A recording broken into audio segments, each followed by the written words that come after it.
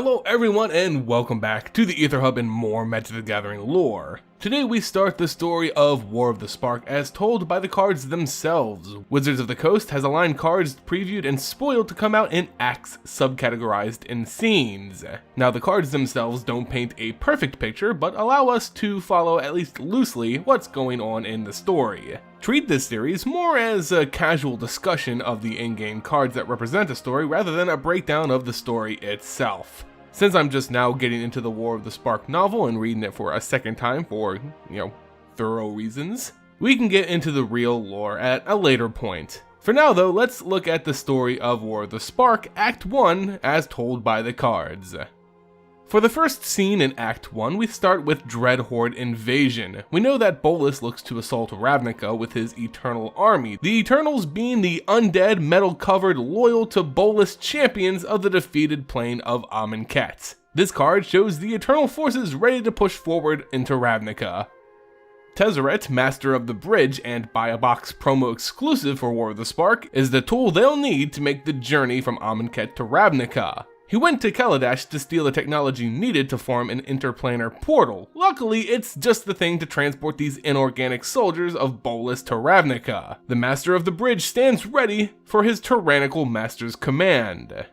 They also throw in Cruel Celebrant for some reason. This is before the first attack, so maybe it alludes to the people of Ravnica, the guilds specifically knowing the conflict is coming and preparing for it in their own unique ways. That's all I really got. Next, the Interplanar Beacon. This was a device being worked on by both Ral Zarek and Niv Mizzet, both leaders of the Izzet League on Ravnica at different parts of their stories. So this beacon was commissioned by Bolas for his new tool, that tool being Ral Zarek, in exchange for control of the Izzet from his master, the dragon genius Niv Mizzet. However, Niv Mizzet also supported the beacon's construction. Knowing more about the coming conflict than either Ral or Bolas first believed, Niv Mizzet understood that protecting Ravnica would require allies. And this beacon would do just that, in harnessing the ley lines of mana on Ravnica to channel it into a powerful signal, calling planeswalkers across the multiverse to Ravnica. Like moths to a flame, the planeswalkers come. For Bolas, he looks to use them to gain more power, while Niv Mizzet sees them as Ravnica's fighting chance. The scene ends with Vraska swarms Eminence. Under the sway of Bolas, Vraska was tasked with fetching the immortal sun from Ixalan in the story that saw her and Jace swashbuckling together through the plane as pirates. The immortal sun is crucial to Bolas's plot, as it prevents planeswalkers from leaving whatever world it's currently on, leaving his victims trapped on Ravnica. Vraska did this, like Ral Zarek, in exchange of Bolas giving her control of the Golgari Swarm Guild on Ravnica. This is her gaining her prize. Yet, neither she nor Bolas know that Jace and her formed a friendship on Ixalan, and that memory would eventually come back to Vraska, to the detriment of Nicol Bolas, of course.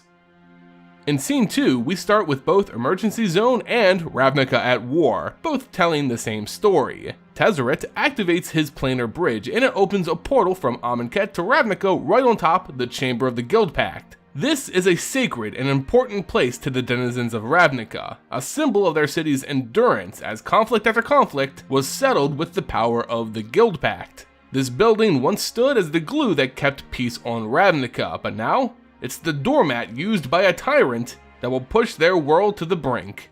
From this portal, amongst the rubble of history lost, the Eternals stepped forth, led by powerful champions of another world like the Herald of the Dreadhorde. Remember, these are no mere zombies. The Eternals were great champions of Amonkhet, skilled in magic and combat alike. They had to earn the right to become an Eternal in their world's eye, passing trial after trial, all skills which they have kept after their death, all in service of their god pharaoh as they believed him to be, Nicol Bolas. The Eternals invade the city of Ravnica, the portal opens and a rush of foreign dry desert heat courses through the streets. The great horns of Bolas can now be seen just past the portal's opening, visible to all those not distracted by the screeching dead running through to greet them. While having powerful Eternal commanders of old leading the charge, there's one leading the assault, Bolas's general on the ground, Liliana Dreadhorde commander. The Dreadhorde, being an army of zombies, are easy to control for a necromancer as skilled as Liliana Vess, although she does not do this willingly. Bolas has forced Liliana into his service as a footnote, or fine print, in a contract she signed with demons a lifetime ago, a deal set up by Bolas himself. Liliana traded her soul in exchange for youth and power, and has since rid herself of her demon lords, yet her soul now belongs to the broker of those deals, Nicol Bolas, and under fear of death, Liliana now leads the Dreadhorde.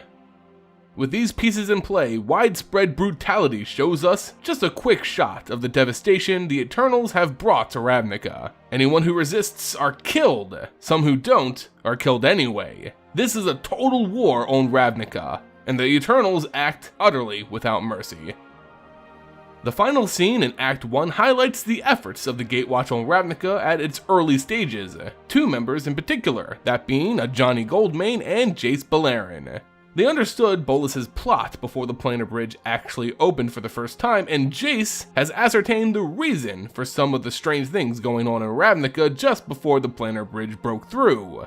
The first being the interplanar beacon we saw from earlier. Understanding its purpose to draw in planeswalkers to fuel Bolas's devious plot, Ajani is set to bring its activities to a stop. Ajani is a character whose magic encourages allies and spurs them on in conflict. He's a leader, a rallier, and with the people of Ravnica, Ajani brings down the interplanar bridge to stop any more souls from becoming trapped and doomed on Ravnica. This was seen in Ignite the Beacon.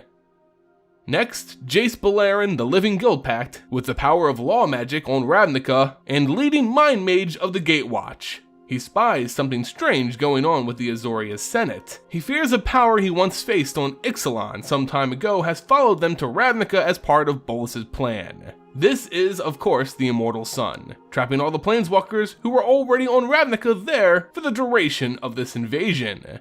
Jace wasn't happy to be right this time. As shown on the card, no escape. And that Vorthos army is the first act in the story of War of the Spark as told by the cards themselves. This sets Ravnica off to a terrible start for the people and planeswalkers involved. Bolas has a firm control over the Dreadhorde and Liliana Vess, with added loose control over planeswalkers and guild leaders on Ravnica, in particular Ralzeric and Vraska. The Gatewatch are mobilizing and undermining his schemes where they can, but will it be enough? Can the Gatewatch stop an emerging god? Find out as we get into the next act of cards from War of the Spark.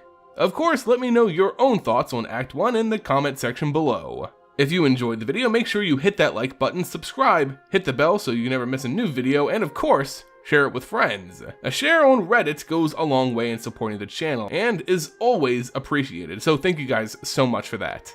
You can also support us on Patreon in joining the Vorthos army. You get signed Aether bundles, themed mythic and rares each month. Supply is limited, so check that out by using the link in the description.